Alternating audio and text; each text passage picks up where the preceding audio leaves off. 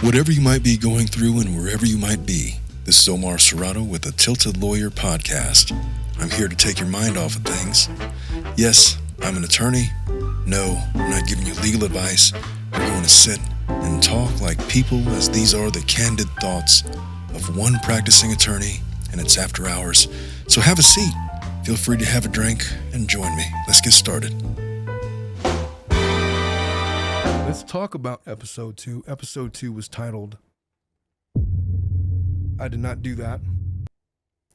I didn't know that was a double boom, whatever that was.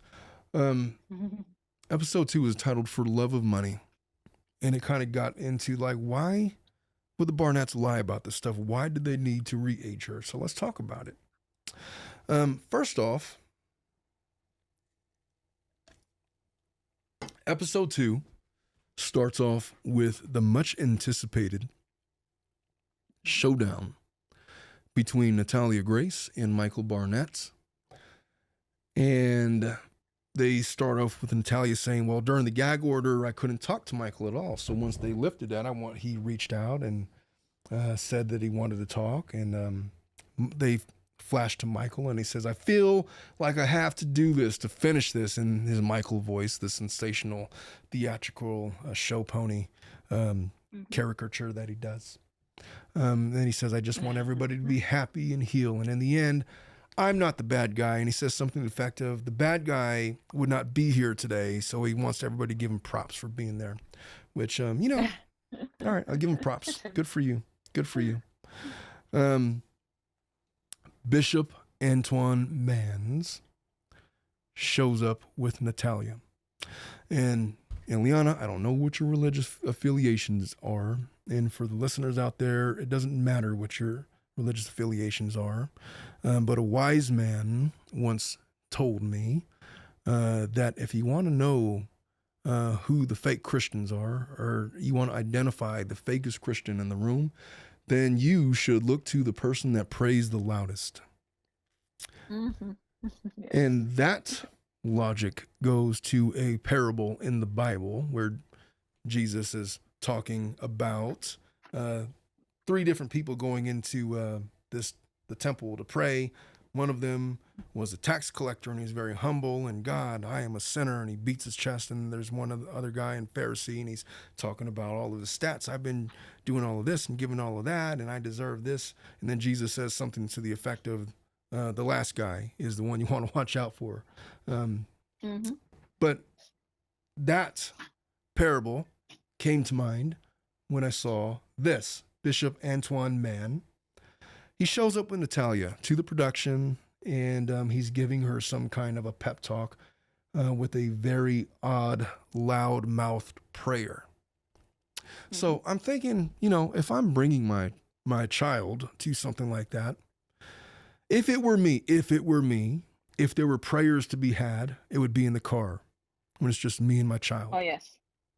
I don't need the production company out there seeing it. I don't need everybody to hear me doing that or see how pious or righteous or whatever connection I think I have to God. I'm doing that in private, but that is not limited to prayer. My daughter is playing soccer. The most important things I ever said to her were just between me and her. It was on the ride home. I don't need to say it in front of all of the other soccer parents. It's, this is for you.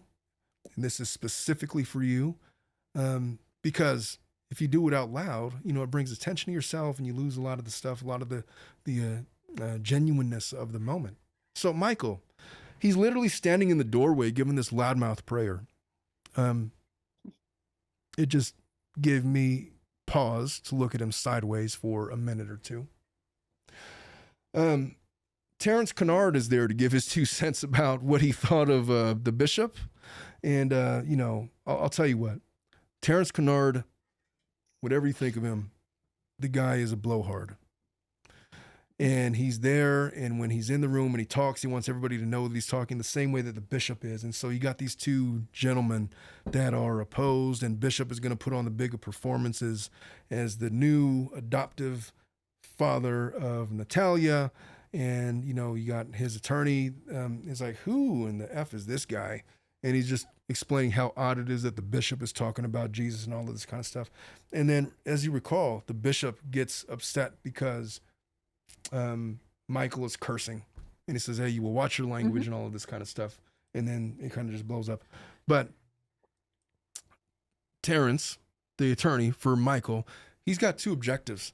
Make sure Michael doesn't say anything stupid that leaves him culpable to civil liability. That's why I was there. And if you look at the Showdown #1 and Showdown #2, there was very specifically things that Michael was not going to talk about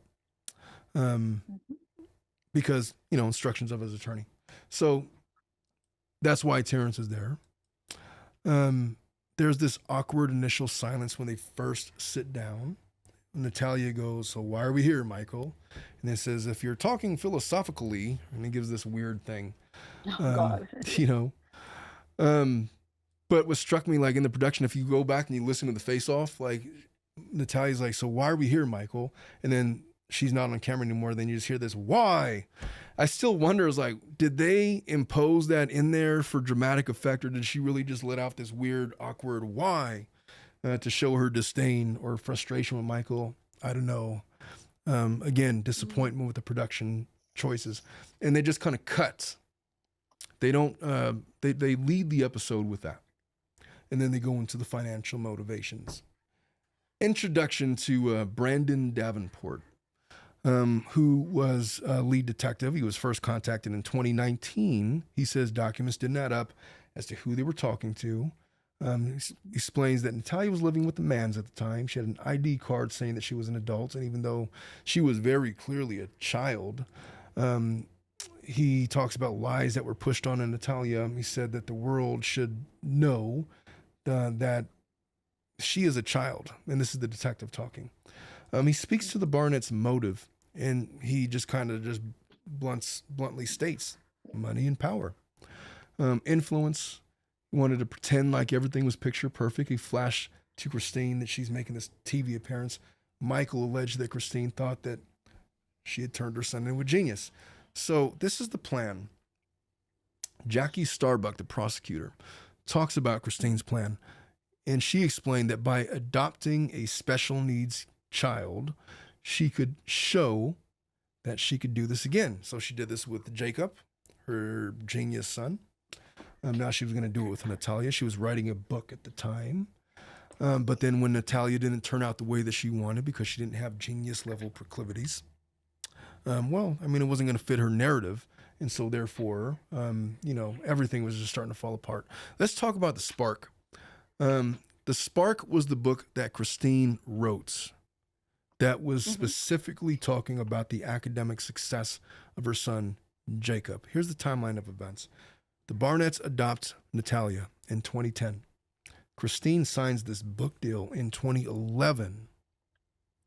She was advanced $600,000 for the book. Good for her. The book is published in 2013. The entire time, Natalia is a part of the Barnett's family, household. Kristine is working really hard to maintain her image. There was a movie deal in the works.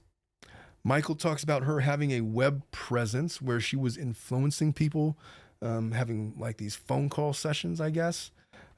People asking for parental help, and she was charging them money. She made like $145,000 doing that, just her phone calls. She talked about getting a $60,000 loan to advance her business to a friend. She also talked about a non-refundable $35,000 payment that she had received as a result of the things that she was doing. And in a court deposition, Michael explains that in 2023, Kristine, he talks about the $600,000 advance. And that he didn't have any knowledge of any of the residuals because at that time they were separated, but it wasn't just $600,000.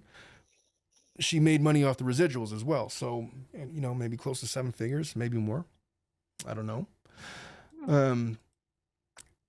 They brought in Jacob Barnett, the genius, the boy wonder. What did you think of Jacob? Do you remember him in the first season? Like him kind of as a child? I do. Yeah. And then he kind of gave some statements. Yeah. What did you think about Jacob and what he had to say? I mean, poor thing, he looked traumatized. I don't know. he looked traumatized to me. He looked like he has gone through a lot. I just think he's probably just another victim of his parents. Well, remember when he Um, said that I was supposed to get like $200,000 and I oh, got that nothing? too. Yes, Yeah. yes. And you Like remember the Kristine's parents. explanation why? Because she spent that money so we could go to school in Canada. And then he's like, you know what? At that point, I just Mm-hmm. hung up on her. Could you imagine Exactly. what a what an what an ambition? Hold on, let me get rid of this. Could you imagine what a roadblock it would have been to your ambition if you were 18 years old and you thought you were going to get $200,000 because your mom had told you that, and then she says, "Oh, just kidding. I spent that money so you could go to That's school in Canada." Like, I'm sure he could get over that, but it might set you back a couple of years because, I mean, depression and things. I mm-hmm. don't know. He doesn't seem well adjusted to that fact at all. He's still kind of trying to make sense of it all, and he's a very juvenile adolescent in his thoughts and his processes. But there's that aside to it. Mm-hmm. Beth Karras, legal analyst, chimes in. She says, in 2019, years after she got rid of Natalia, Kristine is reaching out to numerous people to help. So, mind you, in the book, The Spark, there was multiple versions of it. In the first versions, there was mention of Natalia and her being raised, her tale of having special needs and her progress and all this kind of stuff. In the final cut of the book that was released, I think in 13 or 14, no mention of Natalia. She's completely scrapped Mm-hmm. from the book. In 2019, Kristine's business. She's in the business of rehabilitating children. She has this image. She's the author of the book, The Spark. There's this movie that was in the works. There was an actress that was going to play her likeness. She's taking calls from prospective people looking for advice from her. She's like this parenting guru. You want your son or daughter to be a genius? Then follow what I did. And she's charging money for it. And so back in 2019, long after, Natalia had been long gone from the house, she is reaching out. There was a text message where I'm writing to you to join the international campaign to end the use of seclusion, restraint, physical, and verbal abuse of children with disabilities. She literally, as an advertisement. And she happens to be accused of all of those things by Natalia Exactly. in this documentary at various points in the documentary. And then they flashed to Freddie Gill. You remember Freddie Gill? He My names. was. I'm not good by the names, but He's if the you little tell me, person like, that she was having an well, affair with back in season oh 1. yes, yes, So he yes, returns in season I do. 2. And Freddie Gill jumps on, and she specifically asked Freddie Gill for his help because he was a leader in that community. And then Freddie's like, I guess, and he's just kind of opining on that. But she had Mm-hmm. big plans for Natalia. So her deal was this: she was going to use Natalia's disability to make money, Mm-hmm. saying that I did this with Jacob, and now here's this other little girl that I've taken in by my good graces, and because of my parenting proclivities, I'm going to turn her into a genius. It just didn't work out. But that was her meal Mm-hmm. ticket. She was financially motivated. Why did she adopt Natalia? It was financially motivated. It was fitting a Oh yes. narrative. She was there, to buy an accessory. She was not there to sacrifice herself for the betterment of a child. That would have been the DePauls, seemingly. Mm-hmm. So that's what Natalia got herself into when she was adopted by the Barnetts. They talk about Natalia's experience with the Barnetts. And she said that when I was first adopted by them, I was happy. And similar to the Chaconies, so she's kind of resigning herself. Okay, the Chaconies thing is over. Maybe the Barnetts are going to be my real adoptive parents, and I'm going to be happier, find a measure of happiness out of all of this. Mm-hmm. So she first gets to the home. She remembers that Kristine and Michael had both showed her around. They took her to her room. There was this huge dollhouse and a big princess bed. They're waiting for her. They showed her into. She was particularly excited about a walk-in closet that she was going to have. She says that the Barnetts had lowered all of the shelves for her so she could get to things, and Was accommodating. She was so happy. There was a park across the street. She was going to go to school. They enrolled her into first grade. And she was excited because she had wanted to go to school for as long as she could remember. She loved going to school. They talked to some of the faculty. All right. So Kristine's whole plan was she was going to make Natalia a genius. So the Barnetts start pushing this narrative that Natalia's really smart, and that she's reading all of these advanced books. But when the detective, he follows up on these claims, and he speaks to Natalia's former first grade teacher. And this is what she said. She says she acted like she belonged. I talked to her like she was in first grade. She seemed like a normal first grader. She was not exceptionally smart. She was an average first grader, which I was probably an average first grader. Ileana, have you ever spoken at an elementary school? Yes, I have. So, not too long ago, maybe a couple years ago or a year ago, I gave like this a speech, not a speech. I don't even remember what I was doing, but I was speaking at an elementary school. It was like a career day or something like that. I was doing a favor, but I spoke to third graders, second graders, first graders, and let me just tell you, first graders something else. It's like they have the attention span of like a gnat. Like I was literally telling them, oh, I'm a lawyer and this is what I do. And it's like, hey, do you think that gingerbread cookies are delicious? Just these random questions. Yes. And then one kid was like, you look like my grandpa. It's like, well, thank you. Oh my. For that. Just all over the place. And so the fact to me that this first grade teacher is lumping her into that. It means a little more if you've seen the difference between a first grade and a second grade class. Second graders are a little more, a bigger attention span, I would say. But, the first graders, on the kindergartners, forget it. I could have just been, invisible. Like they were just doing their own thing. It's like, why am I even here? And by the way, the patience that those teachers have to exhibit. Ay. So you gotta be born for that type of role. Do you remember in the documentary when they had this video of Natalia reading from a Cosmopolitan magazine? Yes, I do. I remember that part. And then it was like, oh, look, she's reading this adult article in Cosmopolitan. What would you say that the grade level is of the writing in Cosmopolitan magazine? I've never read it. High school level, college level. I guess high school level, but then at the same time, like there's kids that are better at reading than others. So I don't know if that even makes a difference. When I was 7 years old, I remember for Christmas I got like a set of books.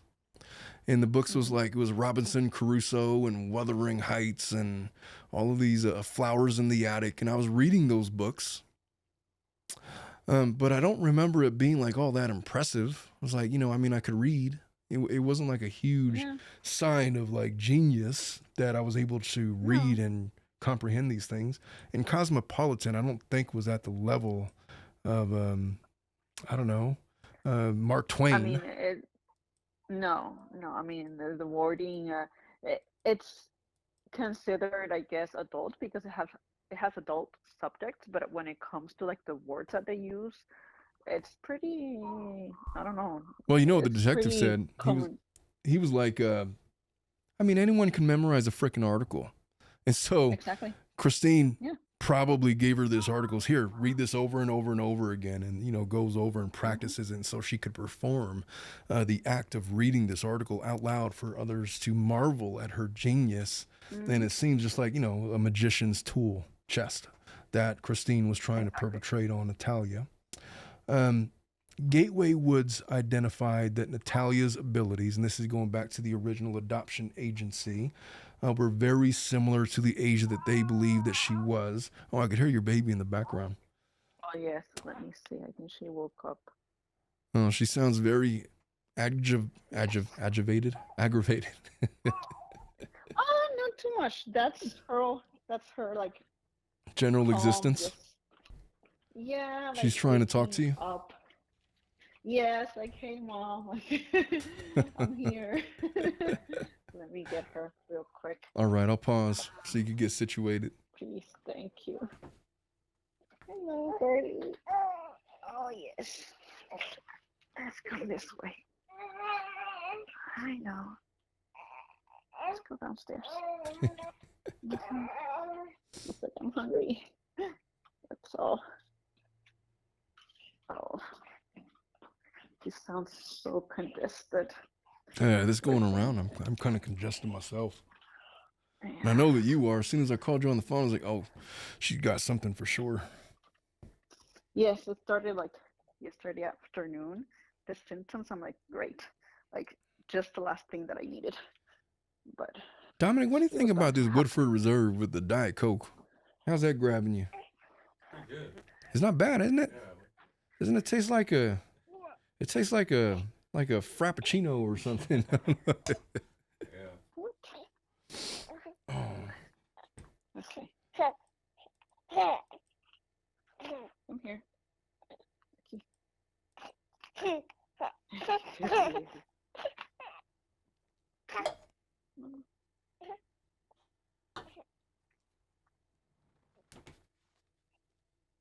Okay, I guess we can continue. You might hear her I'm in gonna. the back. She's fine. She'll just accentuate whatever. It's fine.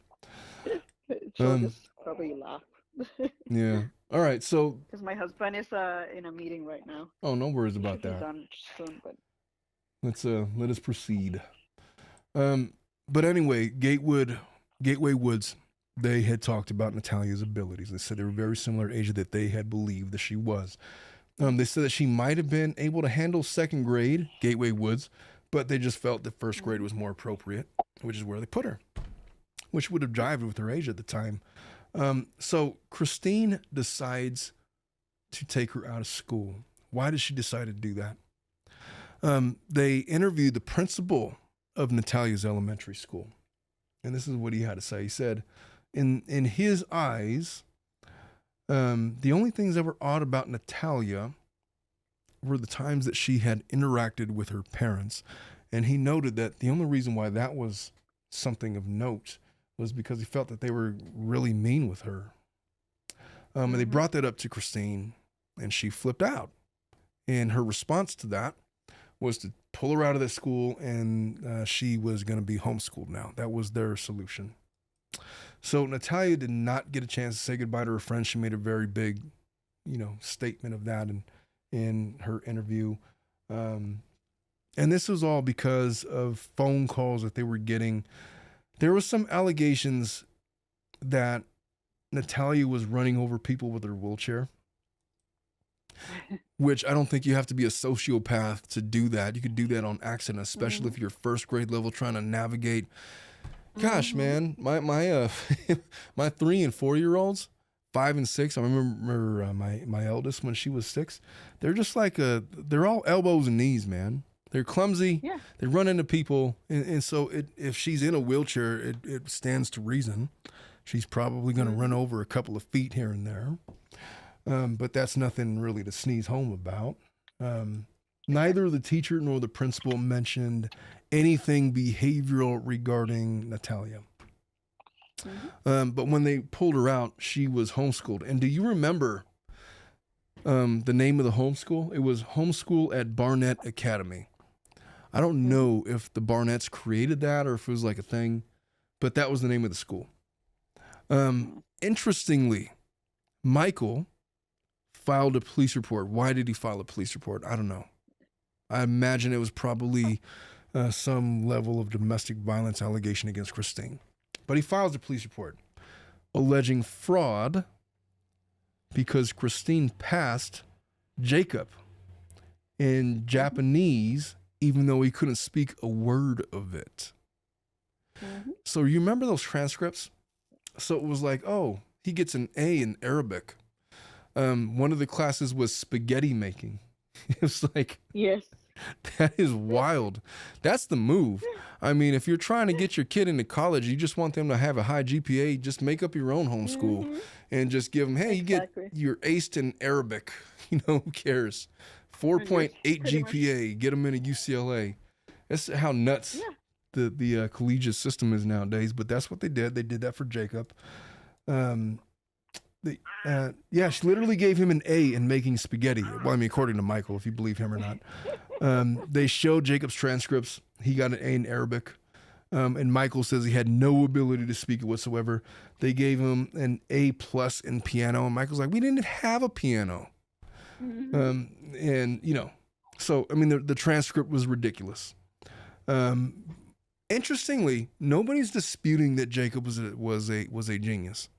There was like, I want to say it was like Dateline Report did like a piece on this boy Jacob about his proclivities in physics, and he's legitimately a genius, but even so, Kristine's over here doctoring his transcripts. So I'd imagine when she thought that she was going to get Natalia homeschooled, she was going to pull the same kind of stunt.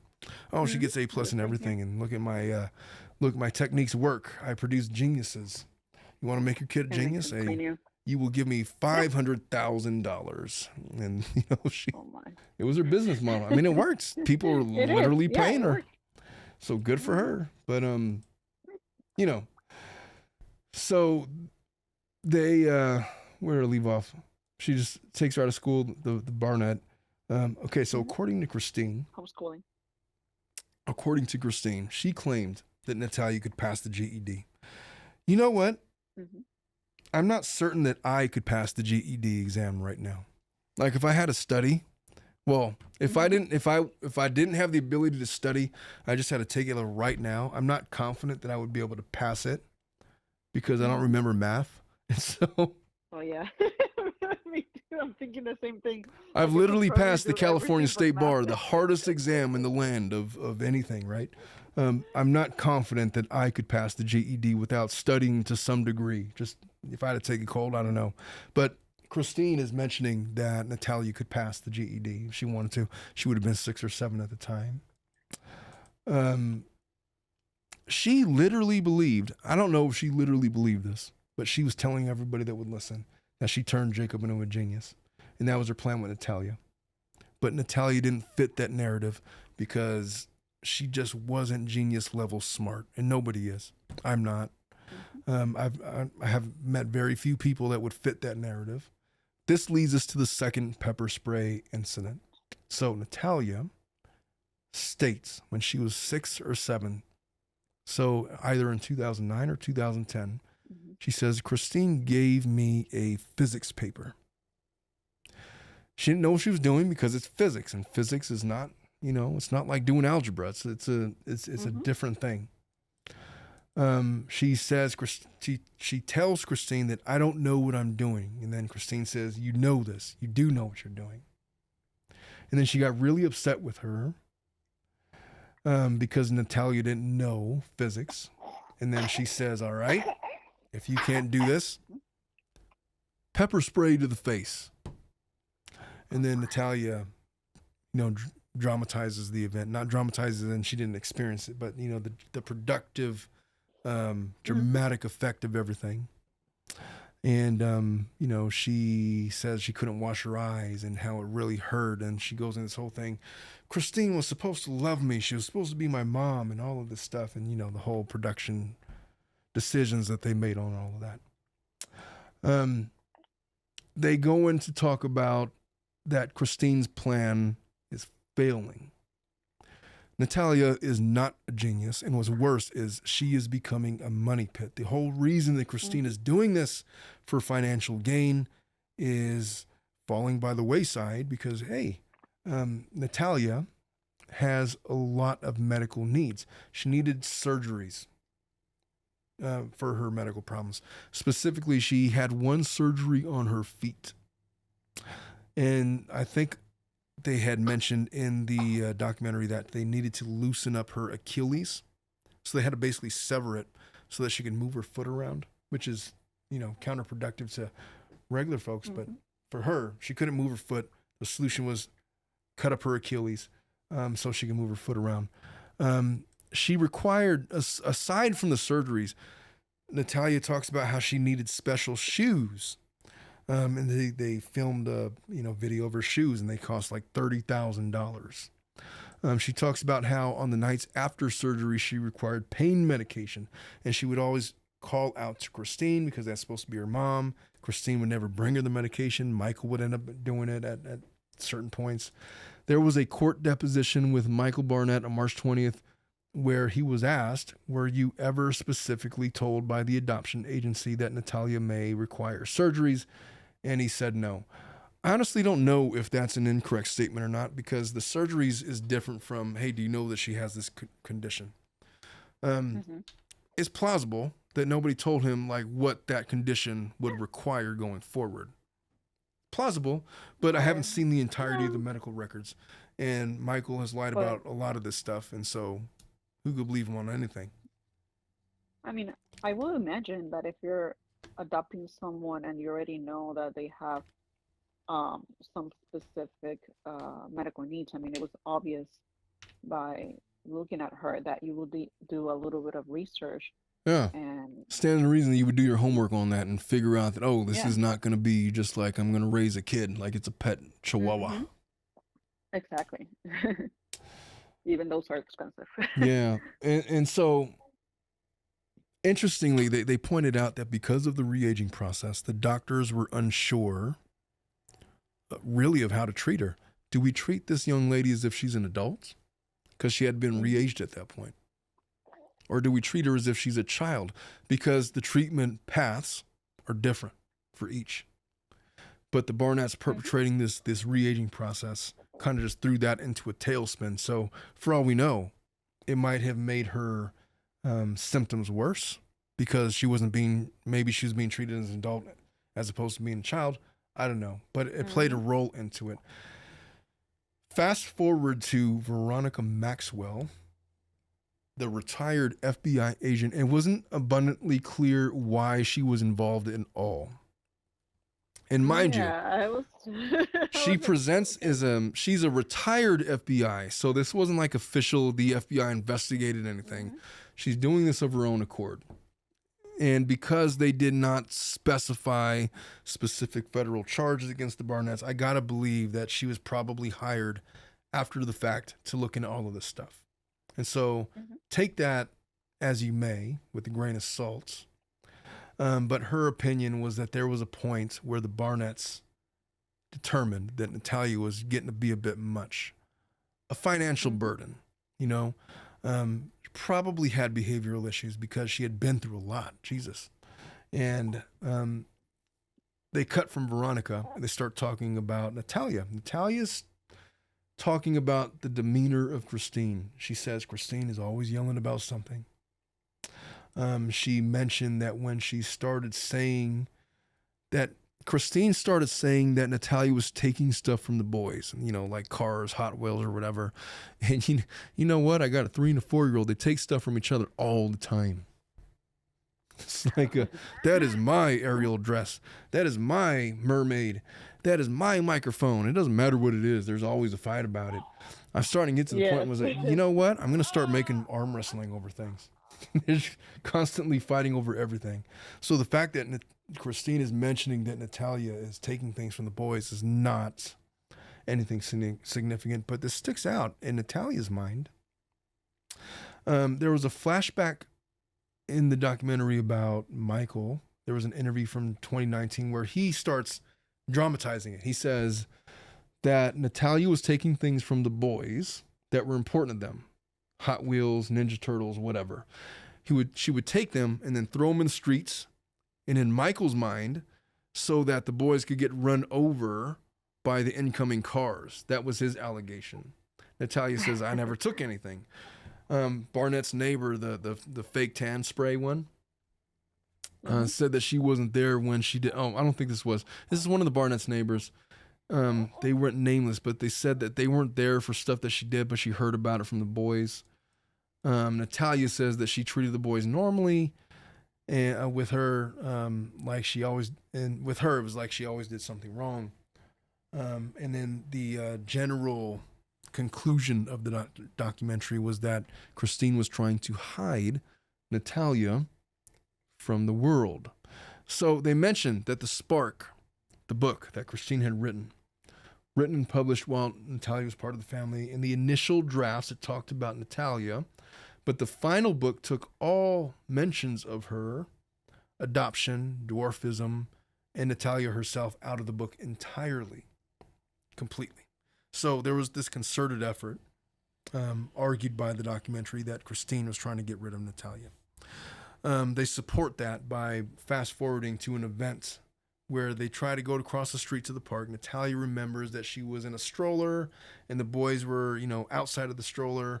They put a blanket over her. The boys got to play at the park when she was stuck in there. And then somebody had come by to ask if she wanted to play as well. And then Kristine said she was sleeping. And Natalia's like, I'm not asleep. I'm awake. I want to play. And she wasn't allowed to do that. Yeah. Which,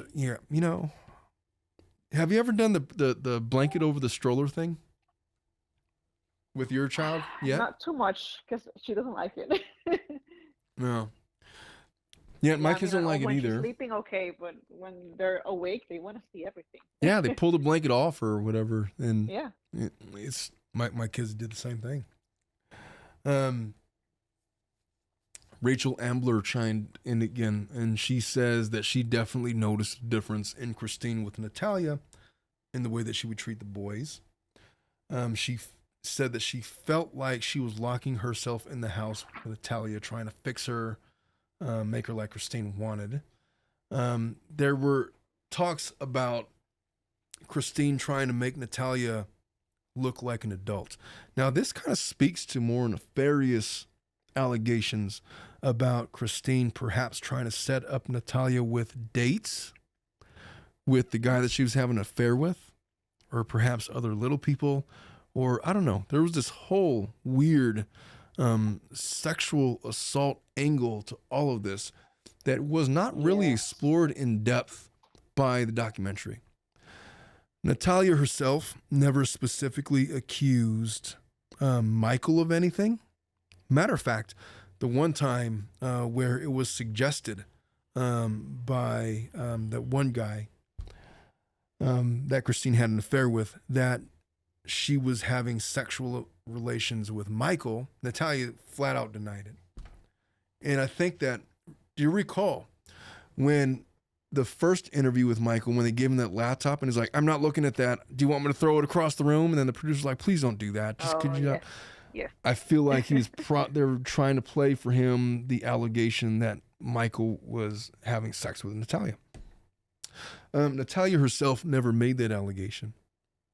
I think that allegation didn't even come from Kristine. That came from, what was that guy's name again? I can't remember what his name was. Jeffrey something. Me either, I guess. Yeah, but it came from that guy. And he says that he heard that from Kristine. What to make of that, I don't know. I just know this, that Natalia, throughout seasons or episodes 1 through 6, never made sexual assault allegations against the Barnetts. That wasn't a thing. That was third-party allegations that came about as a result of people that were associated with the Barnetts. And so take from that what you will, but that wasn't coming from Natalia. There was suggestions that maybe that was going on because Kristine was trying to dress her up like an adult. There was some insinuation that was because she's trying to set her up with dates. Actually, you know what? I think Natalia did make kind of reference to that, about her trying to be set up with to be set up on dates with other folks. Yes. But I think those were in episodes 3 and 4. That did not come about in episode 2. We're going to get into that in episodes 3 and 4. She didn't make mention of that, but she said specifically that nothing sexual happened to her. But she did say that she was getting prepped for that. You know what I mean? And so, I don't know. The FBI agent chimes in. And she talks about that. She opined that the Barnetts were looking for a disabled child to groom a certain way. And what she says was that Natalia would perpetuate the idea that she was older so she could live independently, and that this was the best case scenario, if Natalia was saying it, because it allows the Barnetts to save face, specifically Kristine. It's like, hey, I tried to adopt a special needs child, but it was actually an adult. And the problem with the FBI agents was that she didn't really give any insights into any of the investigations that she did. She just made like these conclusory statements based on what? I have no idea. She didn't really show her work. And so I don't really know what to make of the FBI agent in this episode anyway. Like kind of just put her in there. It's like a little bit of extra information, and then that was it. Like it didn't make much sense to me. Well, that led us to the showdown. Oh, the big showdown. Do you remember the showdown? So they started the episode with this: Michael versus Natalia. Finally, they're going to talk after all of these things that happened. And, they cut through all of that to get through all of the stuff and try to expose this was Kristine's plan and all of this stuff. And they focused really on Kristine's attempt to profit off of Natalia. It didn't work out because she didn't fit the narrative, whatever. So fast forward, here we are. It's the showdown. And they start, Michael is sitting in a chair. Natalia is sitting in a chair. And they give that very theatrical, when Natalia's like, why? They preface that with a question. Natalia was like, Michael, why did you guys adopt me? And then the produced, like they infuse it in, why? And it's very difficult to know what specifically was said because it's so overproduced. And even, they're saying that Michael's cursing. You don't get any of that in the documentary. So it's like super hyper edited. I would have loved to see the uncut version of all of that without all of the production. But this is what we had. So the first thing out of Michael's mouth, if you believe that it went down like this with the production team, he says that I've learned recently that you and I have the same monster. Let's put this in perspective. Natalia was born in Ukraine, 2003, given up for adoption by her biological mother the day that she was born, spent the first 4 or 5 years of her life until about 2008 in a Ukrainian orphanage where she was severely traumatized and probably sexually assaulted, as we'll learn in subsequent episodes. She's adopted by the Giaconis. The Giaconis give her up because she's not getting along with the adopted sibling. She was going to go with the DePauls, and that didn't work out because the Giaconis thought that the DePauls had prompted a CPS investigation into them. So the DePauls are out, the Barnetts go into it. If you believe Natalia's accounts of it, she spends the whole time there with them trying to convince her that you're not a 7-year-old little girl, you're actually 22. You're going to tell everybody that. She's pepper sprayed at least twice in the face. If you believe all of the allegations in the documentary, she's been beaten with belts, with elbows, with closed fists, with open hands, with forearms, or anything else they could use to beat her with. She has been probably paraded for potential sexual assault, if not outright sexual assault. She was left, if you believe season 1, out in the dark, in the cold, after midnight because of her failure to obey certain things. She has been severely abused. And then in 2013, not to mention stripped of her childhood, she's changed from age 8 to 22. When goes down, she goes to live with the Mans for 10 years. She doesn't know how old she is. She has to go through his DNA analysis to figure it all out. You have to go through her dentist records and all of these things before she finally comes to the realization that I'm actually the age I always thought I was, because I know that. And, that's been my life experience. So here she is. All of these things have happened to her. Kristine would be the provocateur of her abuse. Michael would have been charged with the duty of protecting her from the abuse. He never did.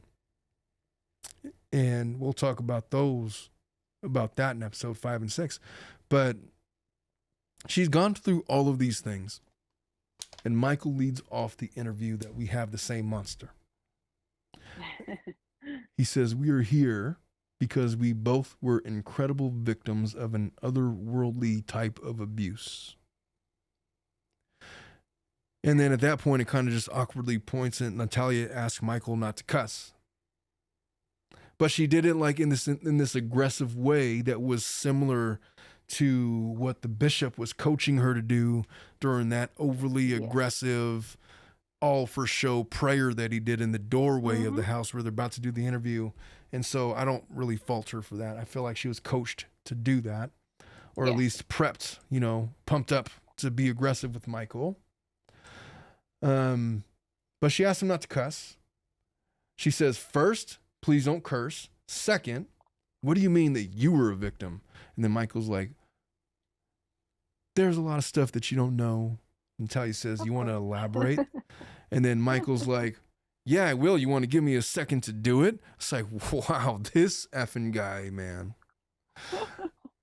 And so, okay, if anybody were to talk to one of my daughters that way, I would jump in, but not for religious reasons. Because my daughter, well, I mean, the eldest is 17, but the 3 and 4-year-old, obviously, I'm a dad. I understand the need to jump in, but literally he says this like kind of snarky, you want to give me a second to get to it? And then, you know, he says, this is not easy. I have the same monster that you do. I was exceptionally controlled and put down and threatened and minimalized.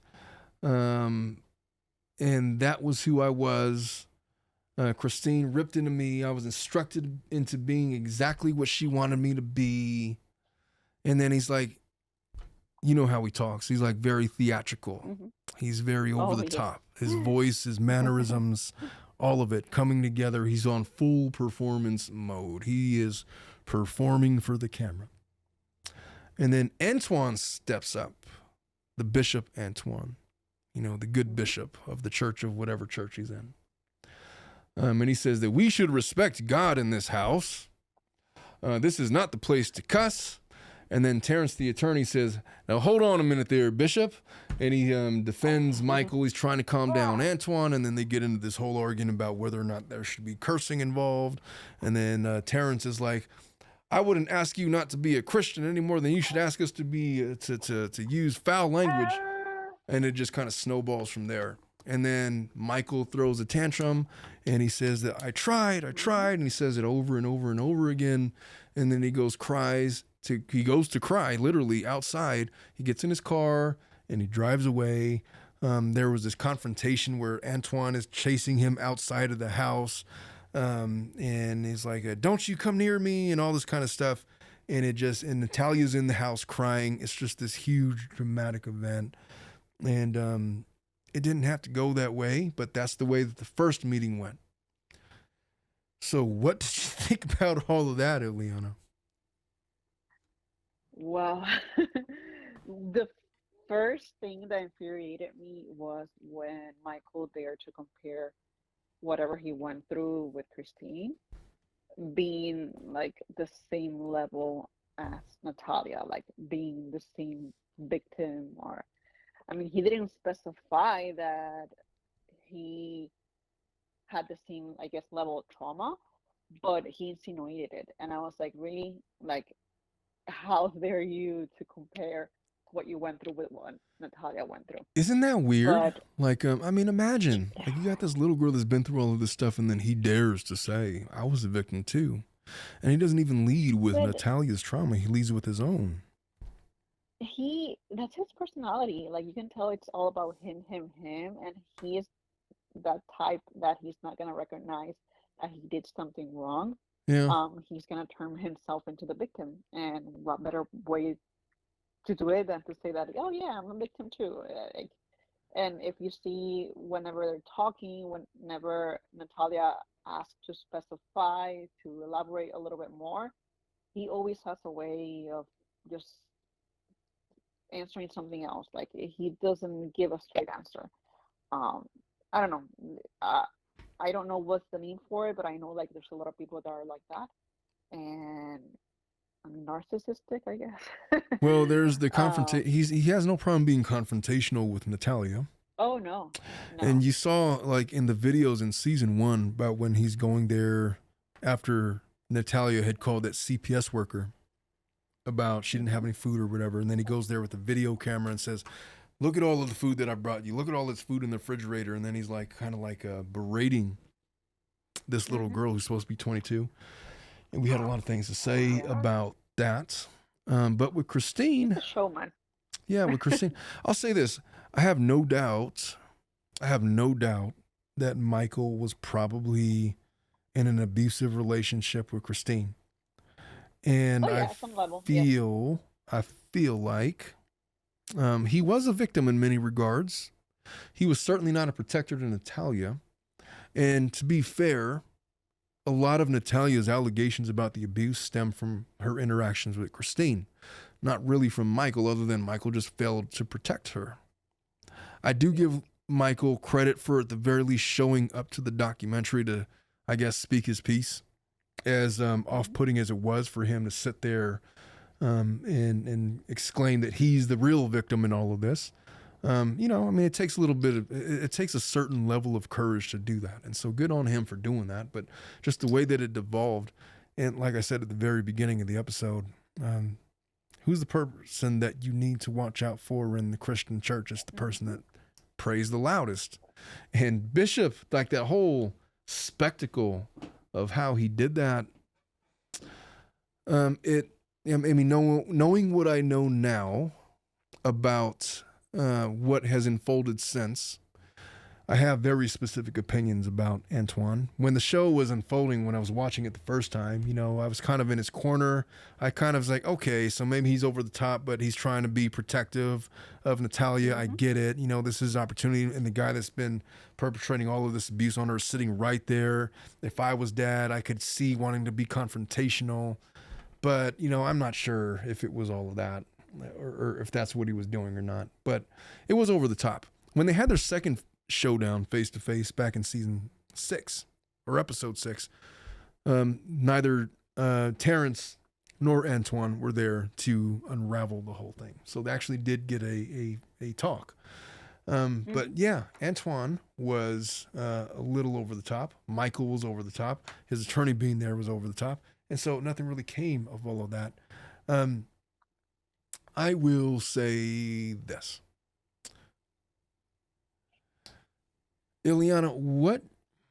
Now, the Mans have like 11 children. Most of them are adopted. Yes. And as an attorney that deals in adoption, that adoptive families oftentimes collect significant finances for the care of those children. What's your experience with that in the state of California? Well, of course, they do get, like you said, that financial help.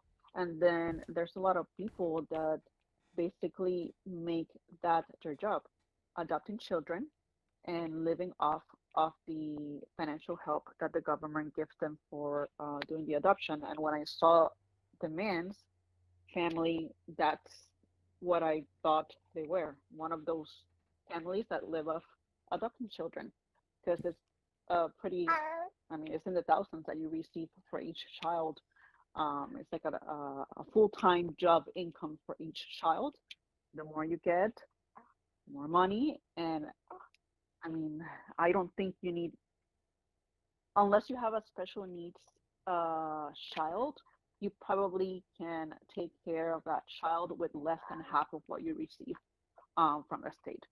Well, so like with Natalia, Michael in episode 6 talks about he was like Antwon was taking her disability checks, her food stamps, and all those kinds of things. But if you wanted to make it a career to be an adoptive parent, there's certainly folks out there that do that.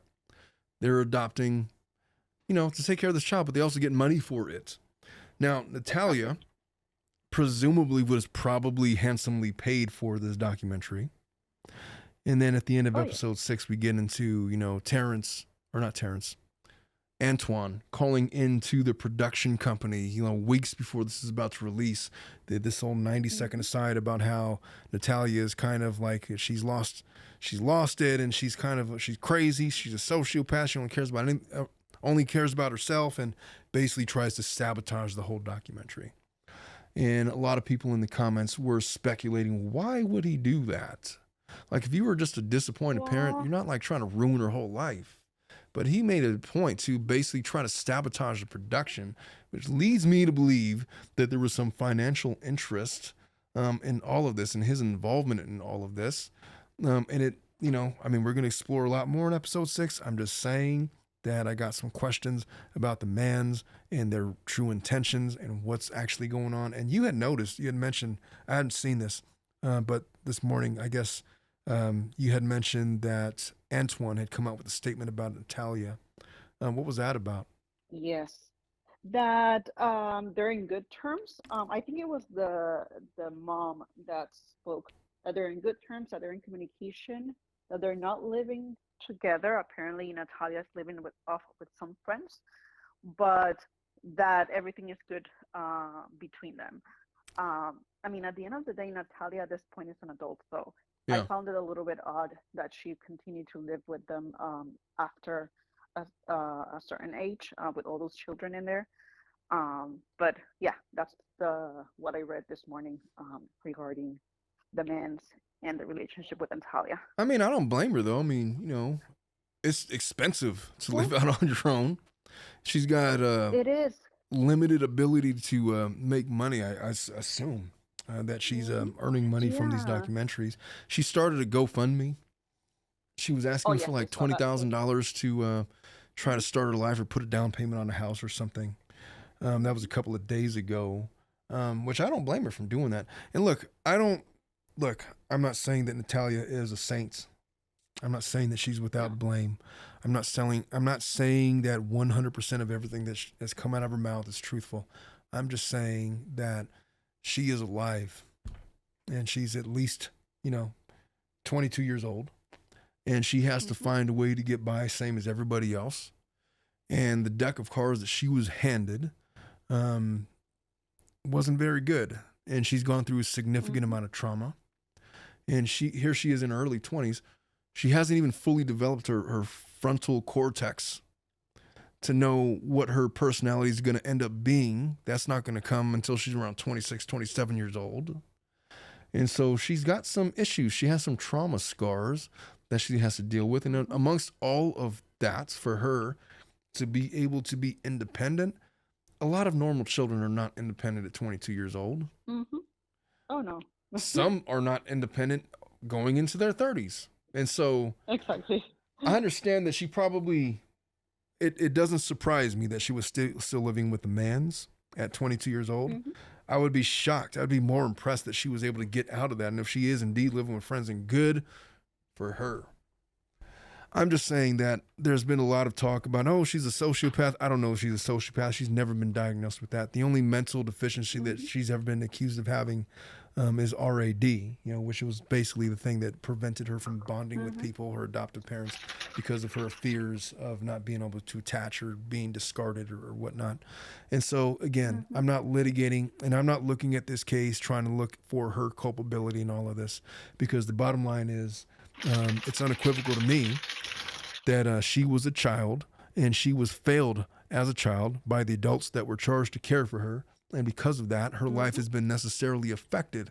So whatever she has coming to her, whatever she has or whatever she could gain from this case, whether it be through civil litigation, whether it be through government assistance, or if she starts a GoFundMe, or if she's able to get money from this documentary, then all the power to her. It's the least that the universe could provide, given the amalgamation of S that she's had to go through for the entirety of her life. And that's my closing statement with episode 2, anyway. And really on this narrative that Natalia was in any way at fault with any of this. I just don't care. Mm-hmm. I have bad kids too. I mean, I have. There was one. If you remember, one of the children from the Mans came in and say that, hey, one time Natalia bit me and it hurt. Mm-hmm. Did you know that both of my children, my youngest, my two younger children, were kicked out of preschools for the same thing? Oh. Because they were biting Oh children. my. Because somebody took their toy and then as a response, as a defense mechanism, Yeah. they bit the S out of that other kid. And it happened on Oh more my than one God. occasion. And therefore, my Olivia was kicked out of preschool. And then Evelyn was kicked out of preschool for the same reason. Same reason. Kids do stuff like that, man. Yes, yes, they do. Regardless of whatever special Being a needs sociopath. you want to throw Yes, out. You don't have to be exactly. You don't have to be a sociopath to bite another kid or to cause harm to another kid or to act out in defiance of authority. It's just not. It is not exclusive to children with special needs. And that's what I have to say about Natalia. And so I'm just not interested in this conversation about Natalia's culpability in all of this. I want the Barnetts to answer for what they did to her for the years that they were in her charge. And if, Kristine came up with some ridiculous statement, we'll talk about that next week. But she came up with some statement about the documentary was highly sensationalized, and Natalia is very good at garnering sympathy for herself. I think that any time a child goes through what Natalia went through, is going to encompass a lot of sympathy, regardless of their skill level for attracting sympathy. And so we'll talk about Kristine's statement. We're running short on time. I'm like 2 hours, 12 minutes in. I don't know what the final edited show is going to look like. I think we're probably going to have to split this into two, episode 1 and episode 2. But for our purposes, we're going to be analyzing episodes 3 and 4 next week. Hopefully next week, Ileana will be in studio with us with new producer Dominic. Dominic is on his second show. And if you read the comments from our show from last week, which did really well, by the way, but a lot of people had a lot to say about the audio. Like, hey, your audio sucks. And I'm like, yeah, Dominic. So that wasn't Dominic's fault. It was we had a faulty piece of equipment that we fixed. But I suspect we're not going to be having any of those issues this week. And if we do, then I bet Dominic is going to edit what I just said out of the show. But yeah, so next week, hopefully we have everybody in studio, and we're going to be talking about episodes 3 and 4. This was our summary of what happened in episodes 1 and 2. Specifically next week, they're going to get into further details about the abuse that Natalia had endured. We're going to get into some more allegations and things that Kristine did, not just to Natalia, but to Michael himself. And we're going to talk about all of it next week. Ileana, did you have anything to add to our... Did you know that we have over 2,500 subscribers now? I just learned that today. Well, the last time you were on our show, I think we had, I don't remember, I think it was like 1,500, but our subscribership has shot up, and we are quickly racing to 10,000 subscribers. That's our new goal. That's the number we're going to hit. So if you're listening to this for the first time, you're going to want to stick around with us, because we're going to be doing this every week. Myself and Ileana and producer Dominic, we have a lot of content to put out there. And we have a new TikTok channel that just literally started producing content as of like 6 days ago. So if you haven't already subscribed to that, I'm going to figure out the Instagram thing. I thought I had it set up. I screwed it up. I don't know what I did. But I'm going to let Dominic handle that one as well. But get subscribed to our Instagram. Get subscribed to our TikTok. And by all means, do not forget to like and subscribe to this channel, because not only are we going to conclude the story about Natalia Grace, but I think that I have designs on talking about what just happened in the Gypsy Rose case. That young lady was just released from prison recently. If you recall, she was the young lady that was a victim of Munchausen by proxy, who, along with her adolescent boyfriend, murdered her mother in cold blood. We're going to talk all about that case, but that's later. Our immediate episodes are going to finish up our examination of Natalia Grace, and that's where we're headed with this. And if, as always, leave comments down below on this video. I read all of them, and I try to interact as best as I can. I'm very curious about your guys' thoughts, and I have a pretty good idea from the summary last week, but I want to know about what you thought about what we talked about today, specifically about the scientific evidence. If you guys have more insight about how all of that works and your interpretations, I'm very happy to examine it. What are your thoughts about Michael? Somebody had asked me if, because I had mentioned that Michael, I thought that he was gay. And I was like, are you trying to say that like as like a knock on him? It's like, no, not at all. I think that if he's genuinely homosexual and he's in this abusive relationship with Kristine, it looks to me like she's using that against him as a way to humiliate him. It's playing into the abuse. It was not like to disparage him in any way. I just suspect that that might be the case based on his mannerisms and the things that he's exhibited on the show. If it's not the case, then it's not, but it looks that way. But we'll talk more about that in episodes 3 and 4. So with that, ladies and gentlemen, thank you for tuning in, and thank you so much for bringing us over 2,500 subscribers. I think that we should set a benchmark that if we get to 10,000 subscribers, that we're going to have to make Ileana dye her hair purple or something. What? Nope. I said it. No. I said it. It's done. It's contracts. No. We'll figure out something. Well, I didn't agree. I didn't consent. I think it was implied consent. The way that she answered that first. No, it's fine. No. We're not gonna. We'll figure out some kind of crazy thing to do. But thank you everybody for tuning in. I've been going on way too long with all of this, and we will see you guys all next week. Bye bye.